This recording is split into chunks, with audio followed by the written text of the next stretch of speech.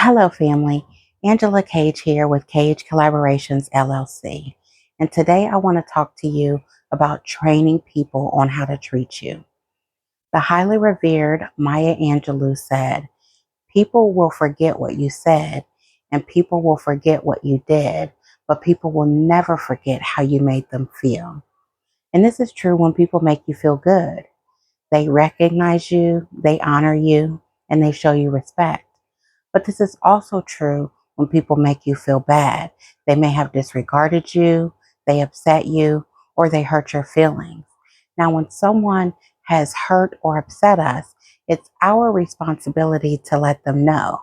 We need to let them know, number one, how it made us feel, and number two, that it's not acceptable. Now, I know that having that type of communication is not easy and it may be uncomfortable, but again, it's important to have that conversation. It's important to have that communication because when we don't communicate how people have hurt and upset us, that allows the person to assume that their actions are acceptable. So instead of having conversation, a lot of times what we'll do is give the person the silent treatment because we may be thinking that the person should already know that they wronged us. Or if we do communicate, we fail to address the hurt or the upset. When we engage with that person, we give them an attitude. We may give them rude or short responses. Or what may happen is our irritation will be displayed in our actions. And when the person asks us what's wrong, we'll just say nothing or I'm fine. Now, this is passive aggressive behavior.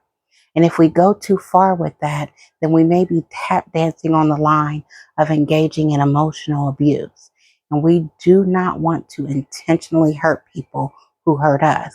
But that's exactly what I used to do when my feelings were hurt. I guess I just expected people to read my mind, interpret my actions, and then take the steps to make things right. But this was before I learned the significance of direct and clear communication.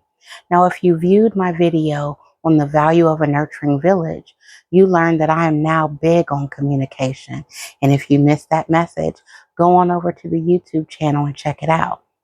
But we need to have clear and direct communication, and especially when we're dealing with the people who have hurt us or who have upset us. We need to send that message because, again, when we don't send that message, that allows them to assume that what they've done or what they've said is acceptable. But before we go to that person to have the communication, it's important that we get clear with ourselves on the reason why what the person said or did impacted us in the way that it did. And when we do that, when we get clear on the reason why it hurt us or upset us, then that will assist us when we go to talk to that person. It will help us create the boundary that we're going to set when we talk to that person. So if you're thinking about it and someone has hurt your feelings because they've dismissed your thoughts, your ideas, or your input, then you need to be prepared to tell them that. And you also need to be prepared to set the boundary for how you will want your input regarded or considered in the future. You can go to that person and tell them that I cannot accept you acting as if my ideas don't matter.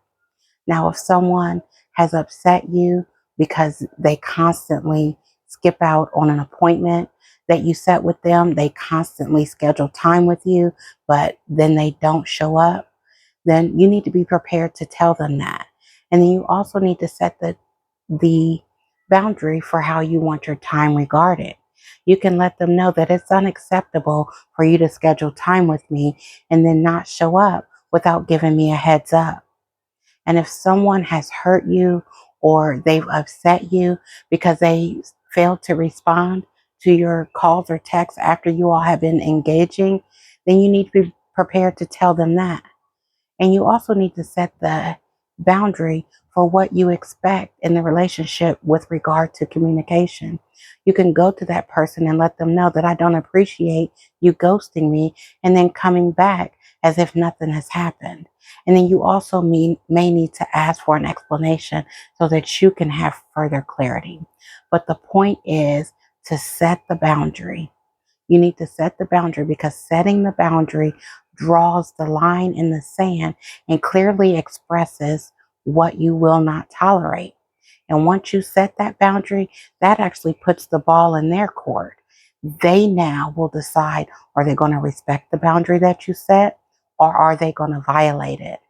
Now, if they choose to violate the boundary, then we must enforce the boundaries that we set. So there must be consequences. There needs to be consequences because if there is no repercussions for the boundaries that we set, then we are in turn training that person that it's okay for them to ignore our boundaries. And it is clearly not okay. So we not only need to set the boundary, but we need to be prepared to enforce it with consequences. So again, imposing those consequences whenever a boundary is crossed. So a consequence could be that you no longer share your ideas with someone who is constantly dismissing them. And then you may need to change the dynamic of the relationship to put that person on the outside of your inner circle. Another consequence could be that you no longer make time for someone who is always skipping out on the plans that they make. Or what you may need to do is terminate a relationship if someone is always ghosting you.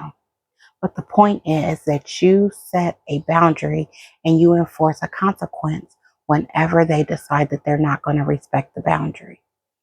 What we need to know is that if we set a boundary and we do not enforce it, then we are training people to basically not respect our boundaries. It's okay for them to ignore boundaries. And again, that is not okay. We're going to set the boundary because someone has hurt us. Again, communicating why they hurt us.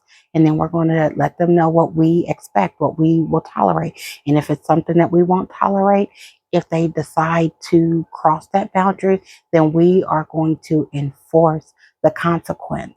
And you decide, number one, what the boundary is, and you decide what the consequences will be. But if we continually set a boundary and we don't enforce it, if there is no repercussions, then it doesn't serve us. It doesn't serve us if we constantly move the line when someone crosses the boundary. Because again, we're training people that their disrespectful behavior is acceptable to us. So what we need to do is be clear and direct in our messaging. We need to be clear and direct in what we communicate, that this will not be tolerated. Because when we set and enforce boundaries, it is actually an exercise in self-love because we are training people to treat us right. So love yourself enough to train people to treat you right. And then don't feel guilty for enforcing the consequences when they violate your boundaries. So if anything in this message has resonated with you, has helped you, has been beneficial to you, please reach out to me and let me know. You can give me a call, 614-721-1512. You can reach me by email, cagecollaborationsllc@gmail.com. Or you can reach me on any of the social media platforms at Cage Collaboration LLC. We have Facebook, Instagram, YouTube. So please let me know. I want to engage with you guys. I want to talk to you. I want to know how these messages are inspiring you, how they're helping you. So, and you know I want you guys to win. So please set those boundaries, enforce those boundaries, train people on how to treat you right.